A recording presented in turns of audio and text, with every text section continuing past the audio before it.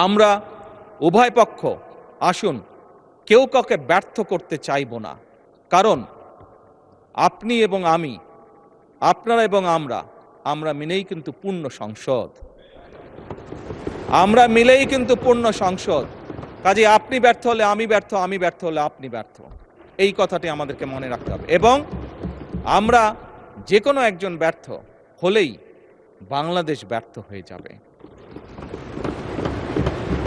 আমরা কেউই এই সংসদের কোনো একজন সদস্য আমরা শয়নে স্বপ্নে কেউ ব্যর্থ বাংলাদেশ দেখতে চাই না, কারণ বর্তমান বাংলাদেশ ৭১-এর পরবর্তী বাংলাদেশ যেরকম শহীদের রক্তের উপরে দাঁড়িয়েছিল, বর্তমান বাংলাদেশ এবং বর্তমান সংসদ একইভাবে হাজারো শহীদের রক্তের উপরে দাঁড়িয়ে আছে।